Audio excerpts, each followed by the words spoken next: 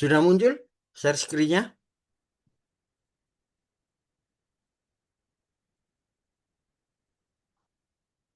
Halo, suara saya Sudah, Pak. terdengar dengan baik?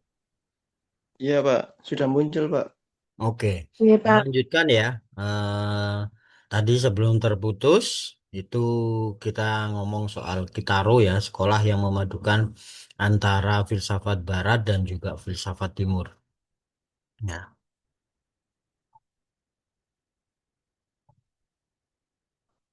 kita coba lebih besar, biar lah.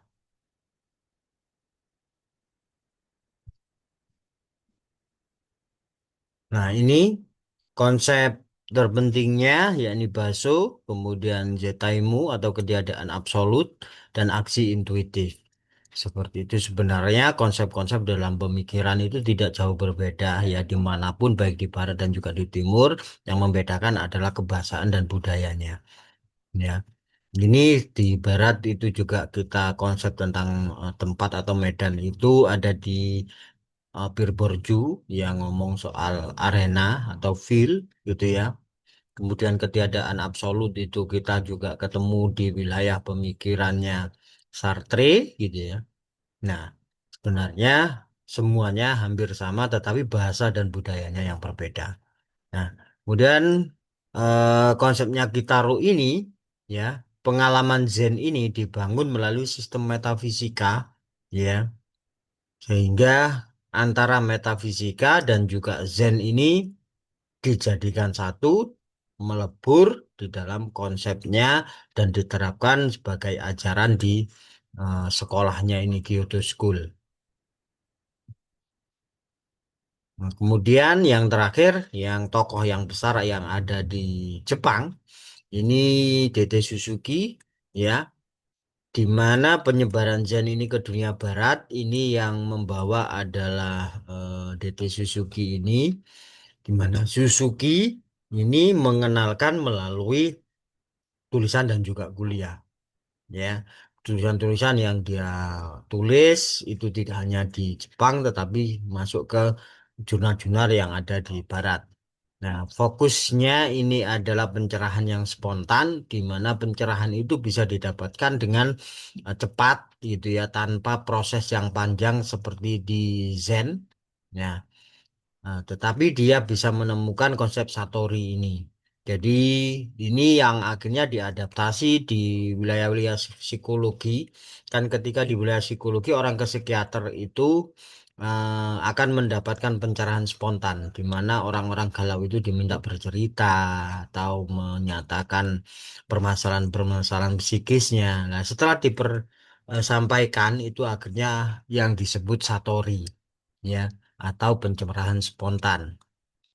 Nah, itu sebenarnya secara gagasan itu kan berbagi eh, beban penderitaan. Makanya kalau seseorang membagi sesuatu yang berat itu kan akhirnya menjadi ringan.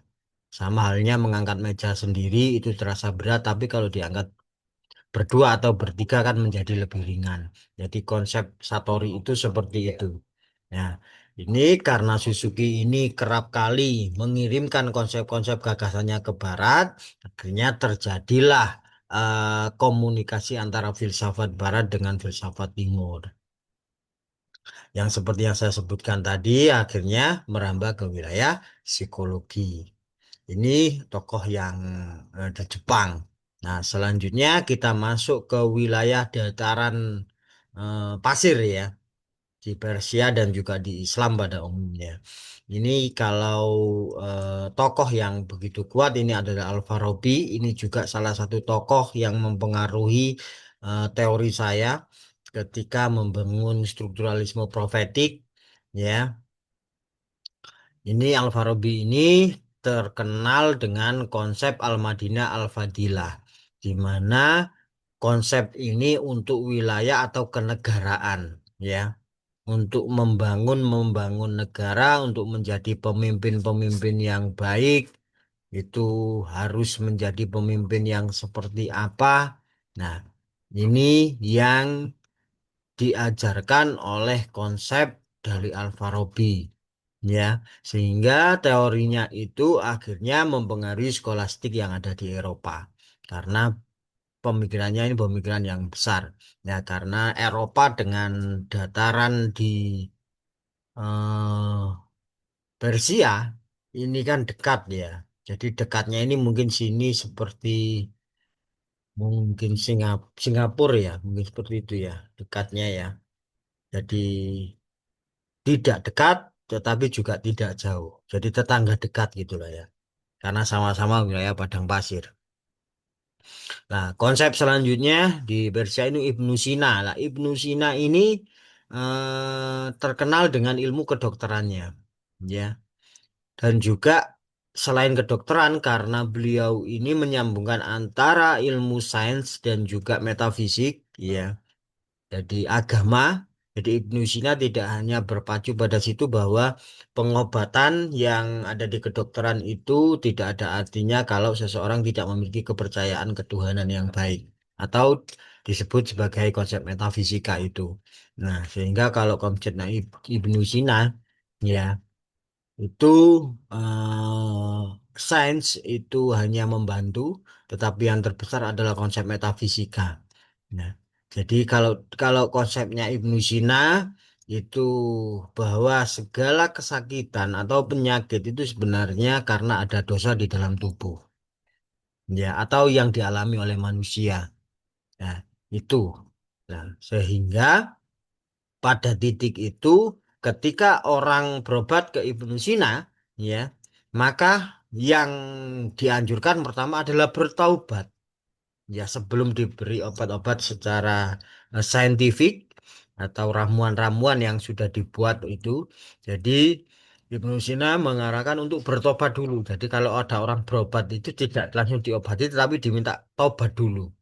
Nah, ini yang menarik yang membuat pemikiran-pemikiran beliau ini akhirnya dikenal sampai ke barat, ya. Itulah yang akhirnya membuat Ibnu Sina ini menjadi moncer karena konsep yang berbeda tadi. Selanjutnya ada Al-Ghazali. Lah, Al-Ghazali ini juga yang mempengaruhi konsep teori saya. Ya, saya banyak sekali langkah-langkah di dalam trilogi strukturalismenya ini saya ambil dari kitabnya Al-Ghazali. Jadi kitab beliau yang di tasawuf ini yakni Ihya Ulumuddin. Ya, konsep-konsep spiritual di dalam teori-teori saya banyak saya adaptasi dari konsep beliau ini. Di mana yang kuat di sini adalah spiritualitas, tasawuf, dan juga keseimbangan antara syariat dan hakikat. Ini untuk Al-Ghazali. Tentunya sebagai orang Islam, kita sudah tidak asing dengan nama Imam Al-Ghazali, ya, seperti itu. Kemudian Ibnu Rusdi. Ibnu Rusdi di sini yang salah satu menentang konsepnya Aristoteles pemikiran Barat, ya, bahwa ini dibentuk antara akal dan juga wahyu, ya. Penentangannya kalau Aristoteles ini kan lebih ke akal, tetapi Ibnu Rusdi itu menciptakan hubungan antara akal dan wahyu atau mistisisme itu. Wahyu ini kan mistisisme, ya. Kemudian teori kebenaran ganda antara filsafat dan agama serta intellectual agent, ya. Itulah yang akhirnya karena era-era Ibnu Rusdi ini era-era di mana di Eropa ini krisis kepercayaan, ya. Krisis kepercayaan di mana intelektualitas empirisme ini dibawa untuk memenuhi kebutuhan-kebutuhan pribadinya. Jadi Eropa atau di Barat itu seperti itu. Jadi keilmuan itu dibawa untuk memenuhi kebutuhan pribadinya. Jadi memang dibuktikan secara saintifik, ya, tetapi ternyata kebutuhan saintifik ini untuk keperluan pribadinya. Seperti itu. Nah, sehingga di sana krisis kepercayaan, akhirnya penelitian-penelitian tentang agama di era yang sama di 1926 hingga 1400-an itu terjadi krisis kepercayaan dan muncullah gagasan Renaissance itu. Jadi Renaissance itu pencerahan, jadi era-era pencerahan. Dan itu dipengaruhi salah satu pemikiran oleh Ibnu Rushdi. Akhirnya di Eropa pada 1100 hingga 1400 era pencerahan terjadi dan mulai ada penelitian-penelitian tentang religius. Kalau di Eropa dulu masih penelitian tentang gereja, ya, tentang Bible seperti itu. Ya, karena basic agamanya dan Islam. Nah, kemudian Jalaluddin Rumi. Nah, Jalaluddin Rumi kalau di dunia sastra mungkin dikenal sebagai penyair ya. Tapi karena pemikirannya dalam melalui puisi-puisinya, dia disebut juga sebagai filsuf atau penyufi. Ya, ini memang ngomong soal cinta, tetapi Jalaluddin Rumi ini ketika didalami ternyata cintanya ini bukan ke manusia, tetapi cinta kepada Tuhan. Makanya itu diwujudkan melalui karya-karya seni, bahkan ada tari sufi, ya. Tahu ya tari sufi, orang yang muter-muter itu loh. Muter itu kalau di Mojokerto kan juga ada ya. Di Bangsal itu ada Sanggar Al-Asyikin dan juga di kemarin yang muncul di acara kabupaten itu di Pondoknya Gus Bara itu ya. Nah, itu ada tari sufi. Nah, ini yang digagas oleh Jalaluddin Rumi melalui karya-karya di dalam kesusastraan dan juga dalam seni. Nah, dan selanjutnya ini ada Mula Sadra, ya. Ini filsafat transendental, tapi tidak banyak saya kutip untuk teori-teori saya, ya. Di mana teori gerak substansial atau harokat jawariyah, ya, konsepnya ini antara wujud atas esensi ya. Ini konsep-konsep Irfan, filsafat paripatetik, dan juga iluminasi. Kalau disebut di barat itu konsep iluminasi atau illumination. Ya, di mana wujud dari segitiga, jadi di mana alam, manusia, dan juga Tuhan ini menjadi wujud-wujud nyata yang tidak bisa dilepaskan. Makanya ketika manusia sudah mulai merusak alam, maka Tuhan akan murka seperti yang terjadi di beberapa waktu ke belakang. Kalau kemarin itu yang paling dekat adalah tragedi di Sumatera Barat gitu ya. Ternyata di juga itu bukan memang secara harfiah ketika lihat itu adalah bencana, tetapi ada simbol-simbol yang bisa dilihat di sana, di mana kayu-kayu gelondongan itu kan terbawa arus. Nah, ini secara simbol itu ini simbol apa? Ini berarti simbol kebobrokan yang terbongkar, ya. Kalau kalau pohon itu terjerembab karena banjir pasti ada akarnya lah. Ini kalau kalian melihat beritanya di fenomena itu kan nggak ada akar, nggak ada ranting ya, nggak ada daun ya, tetapi sudah potongan kayu gelondongan. Nah, ini namanya kebocoran, kebobrokan. Nah, ini yang juga konsep-konsep dari Mula Sadra ya. Sekarang kita masuk ke wilayah Asia Tenggara, salah satunya ke Indonesia ya. Ini saya Indonesia sebenarnya banyak ya di Indonesia. Tetapi saya ambilkan yang paling moncer atau dari wilayah klasik dan juga wilayah kekinian. Kalau Ronggo Warsito ini era-era kerajaan ya, era-era kerajaan ya. Yang ramalannya saat ini tuh benar-benar dianggap sebagai terwujud ya. Ya, ini pemikirannya Ronggo Warsito itu ya. Sangkan Paraning Dumadi ya, asal dan tujuan penciptaan. Ya, ini konsepnya. Bahkan ramalan Ronggo Warsito yang dulu kayak lumpur lapindo itu terjadi, lah banyak akhirnya ramalan Ronggo Warsito terjadi. Nah, ini pemikiran-pemikiran yang di Jawa, ya, yang ada di era 1800-an. Kemudian era setelahnya ini Hamka, ini ulama, sastrawan dan juga pemikir Muslim, ya. Tenggelamnya kapal Van der Wijk dan juga difilmkan. Kalau kalian belum membaca novelnya, silakan juga nonton filmnya. Ya, ini tidak jauh dengan pemikir-pemikir Jalaluddin Rumi, kemudian Imam Al-Ghazali, di mana ngomong soal tasawuf. Nah, selanjutnya untuk biku, ini dari Thailand ya, biku ini dari Thailand. Jadi antara konsep Buddha ini harus menyinkronkan antara rasionalitas dan naturalitas. Jadi dua konsep ini.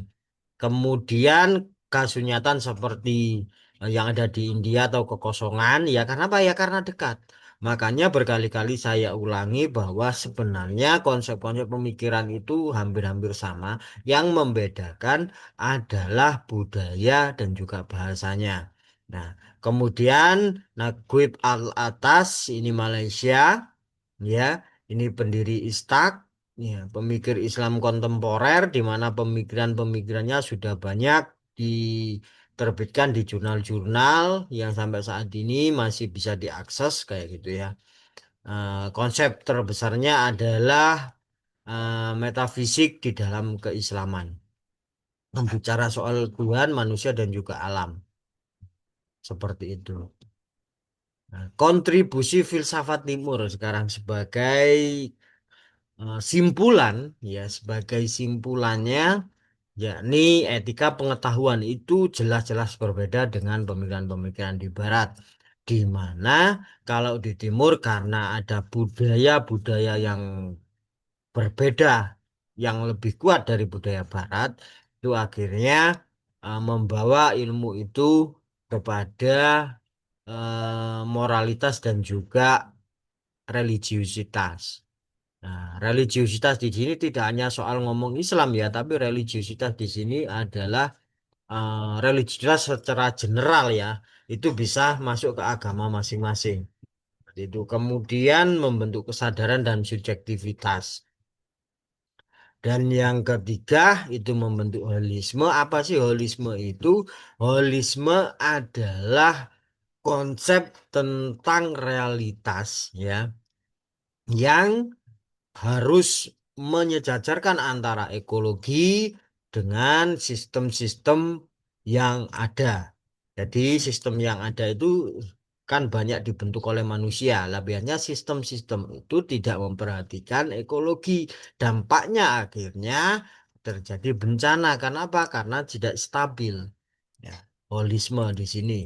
Ya, itu salah satu bentuk filsafat Timur. Kemudian kebijaksanaan praktis ya, kebijaksanaan praktis di sini kebijaksanaan akan menjadi sesuatu yang benar-benar bijaksana ketika disampaikan atau dicetuskan dalam kondisi yang tenang. Ya, ini melalui meditasi, melalui etika yang dibentuk secara disiplin, ya, kemudian mental yang dididik dari kecil, melalui pendidikan, melalui pesantren, melalui keluarga, nah, seperti itu. Ini akan memberi dampak ke sana. Kemudian menciptakan hubungan manusia dan alam seperti yang sebut di awal, animisme dan dinamisme, ya, ini kuat sehingga kepercayaan-kepercayaan orang zaman dulu itu bisa dibuktikan dengan kondisi alam zaman dulu seperti itu. Yang zaman sekarang yang katanya modern ternyata banyak bencana. Karena apa? Karena tanggung jawab ekologisnya menurun. Ya. Ya, filsafat di timur tidak nampak saat ini. Kenapa? Karena semua condong ke barat. Nah, sehingga ini saat ini perlu kembali ke filsafat timur agar tidak ada lagi bencana-bencana sehingga muncul tanggung jawab ekologis yang baik kembali seperti era-era sebelumnya. Dan sebagai bentuk epistemologi alternatif, ya. Karena apa? Ya, karena filsafat tidak hanya timur saja, tidak hanya barat saja, tetapi timur ada. Tidak hanya luar negeri saja, Indonesia juga banyak. Nah, seperti itu sehingga akan muncul kritik atas modernitas. Wilayah filsafat timur itu bisa menolak modernitas. Bukan berarti anti ya, tetapi bisa memberi kritik kalau memang itu tidak tepat maka direduksi. Maka konsepnya adalah reduksionisme. Ya, antar budaya itu terjadi dialog melalui filsafat timur itu seperti itu. Jadi bisa dikembangkan, bisa diperkaya dengan makna hidup, tujuan ilmu itu untuk apa, masa depan yang ingin dibangun itu masa depan yang seperti apa. Makanya sejak awal saya menyatakan di kelas ini bahwa Indonesia ini sudah banyak orang pintar. Indonesia ini sudah banyak orang cerdas. Indonesia membutuhkan orang yang sadar, yang memiliki kesadaran spiritual yang baik. Itu yang bisa saya sampaikan. Barangkali ada yang ditanyakan, silakan.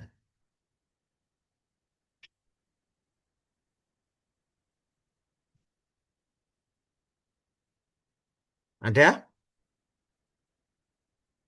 Ada yang ditanyakan? Halo, suara saya terdengar? Hmm. Pak, saya mohon bertanya, Pak. Oke, silakan Mbak Vita ya ini ya. Suaranya Mbak Vita ini ya. Nggih, nggih, Pak. Lagi flu Oke. soalnya. Oke. Ini Silakan kan Mbak Vita. dari sebagian apa apa konsep-konsep ini kan dari banyak negara, terus banyak juga yang dari luar negeri gitu ya, Pak ya.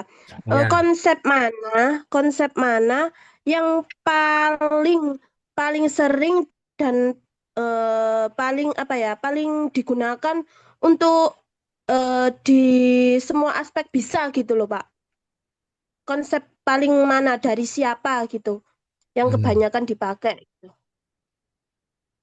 Oke. yang bisa Jadi, diterapkan. oke. Jadi konsep mana yang paling banyak diterapkan di aspek kehidupan? Sebenarnya Oke. karena Indonesia ini lebih banyak kiblatnya itu ke barat, ya. eh, Pemikiran-pemikiran timur ini jarang sekali diterapkan. Ya, kalau di wilayah sosial, di wilayah pendidikan kita itu tidak berkiblat juga ke filsafat timur, enggak, tapi filsafat barat. Pemerintahan kita juga tidak berkiblat ke filsafat timur, tapi filsafat barat. Jadi, yang berkiblat di sini ke filsafat timur, yakni pendidikan yang ada di pesantren, Mbak Vita.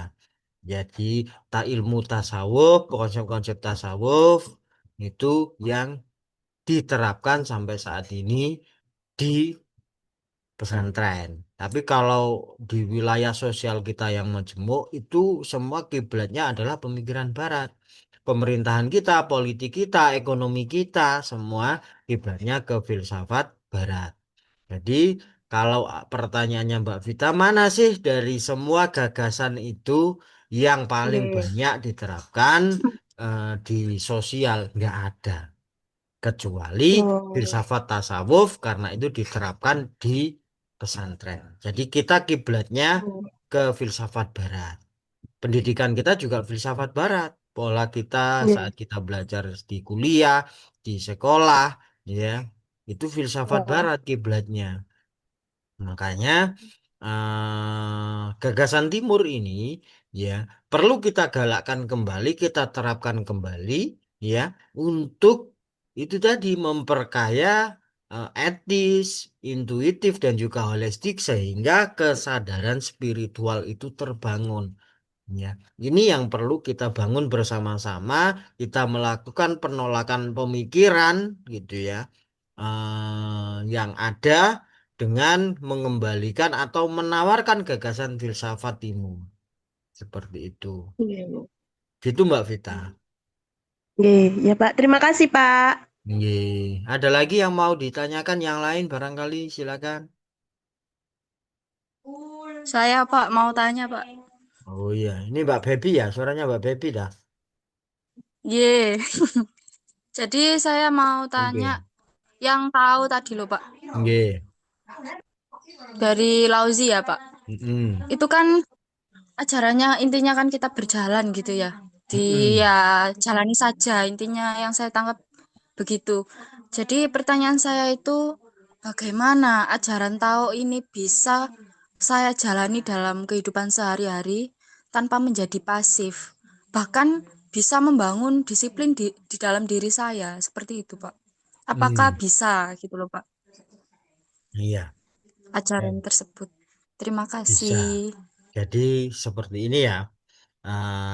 Saya sempat menjalankan progres ini, aliran ini yang saya ceritakan tadi ya, di mana masuk ke dalam konsep Zen, ya, tahu ini masuk dalam konsep Zen, bagaimana bisa mengalir, bisa anu. Jadi kuncinya adalah ketenangan. Konsep dari tahu itu kuncinya adalah ketenangan, Mbak Vita.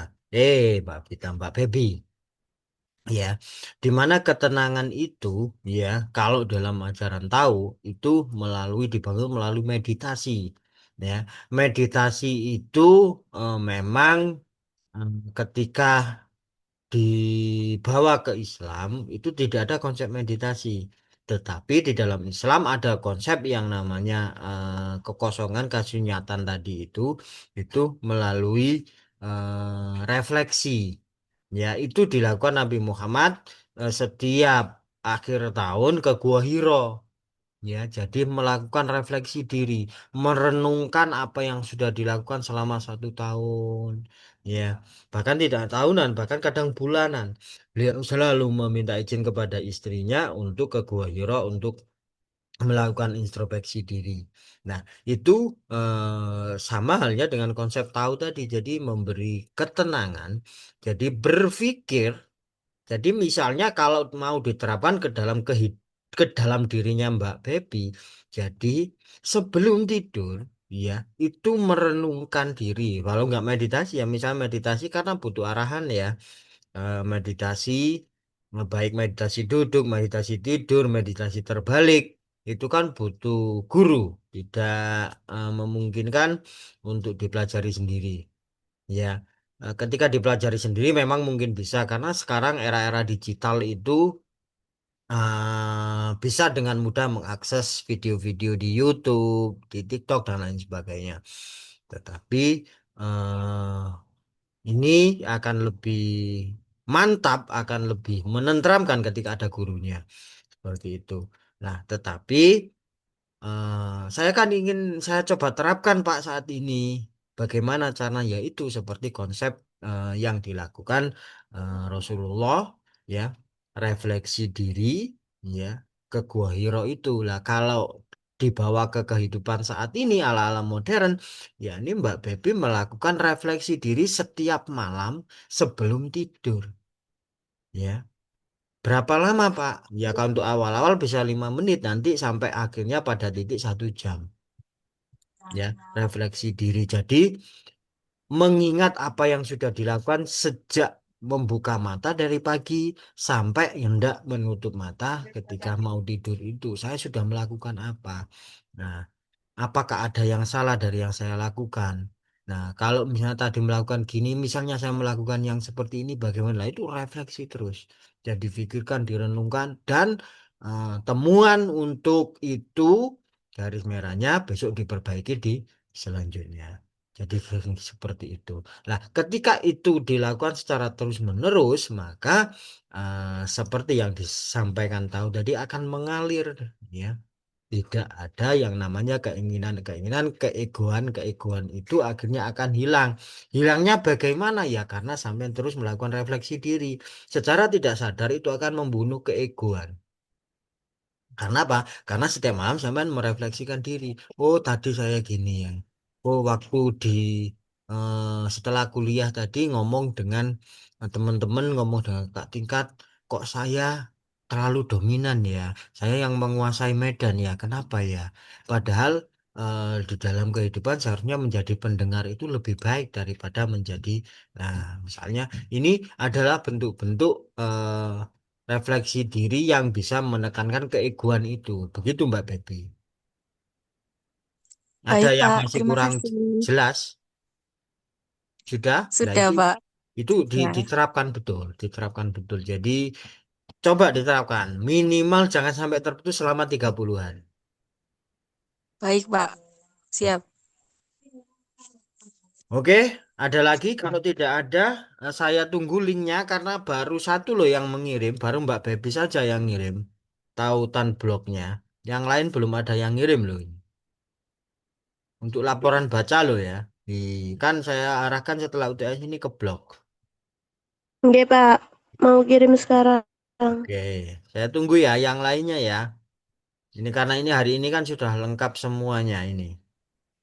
Ini masuk semuanya. Dan Pak Dikirim izin ke ber- WA loh, Pak. nggih, kirim WA bisa. Jangan sini nanti Pak setelah ini kan kita izin mati. izin bertanya, Pak. Nggih, Kan silakan. sebelum yang materi pertama sampai sebelum UTS itu kan kita sudah menyetorkan bentuk tulisan di folio itu loh, Pak. Nggih, betul. Nah, itu materinya dari pertemuan pertama sampai sebelum UTS itu tetap kita nulis di blog apa sudah Mboten. tidak gitu, Pak? Sudah tidak ada kewajiban. Itu sudah gugur karena sudah ditulis dalam bentuk Oh, nggih, manual. Tetapi kalau Mbak nggih, Bebi ingin mengunggahnya kembali, ya atau menulis ulang kembali, membuat catatan agar tidak lupa karena menurut Imam Ghazali, ya ilmu kalau nggak dicatatkan nggih. lupa. Lah sampean buat catatan lagi itu lebih bagus. Jadi baca lagi, dicatat lagi itu lebih bagus. Tapi Baik, Pak. Soalnya kewajibannya setelah nggih, UTS saja. nggih. Soalnya yang saya posting itu baru dari materi yang setelah UTS itu sampai yang hari ini, Pak. Oke, Nggih, mungkin di waktu berikutnya saya posting lagi gitu yang materi yang lalu. Insya nggih. Allah. Sip, mantap. Oke. Untuk yang Terima lainnya kasih, Pak. sama-sama. Yang lainnya ada yang ditanyakan?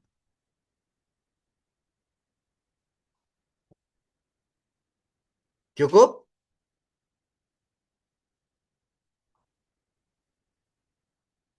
Jika cukup, maka pertemuan akan saya akhiri.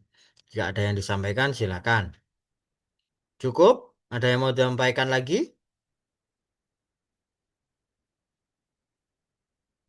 Cukup ya, berarti ya, karena nggak ada yang menyampaikan sesuatu, maka hari ini pertemuan secara daring semoga bisa memberikan manfaat dan seperti biasa, baik daring maupun luring, saya selalu menyediakan rekaman yang nanti bisa ditengok kembali, dibaca kembali, ditonton kembali, didengarkan kembali. Karena saya masukkan di e-learning, walaupun kadang juga saya unggahnya telat, tetapi dari pertemuan pertama sampai terakhir nanti masih bisa diakses di e-learning karena sudah saya buatkan rekaman.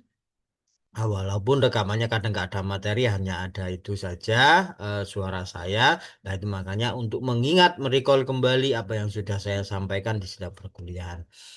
Itu dulu, kurang lebihnya saya mohon maaf. Saya akhiri wassalamualaikum warahmatullahi wabarakatuh. Waalaikumsalam Waalaikumsalam warahmatullahi wabarakatuh. Pak. Terima kasih. Sama-sama.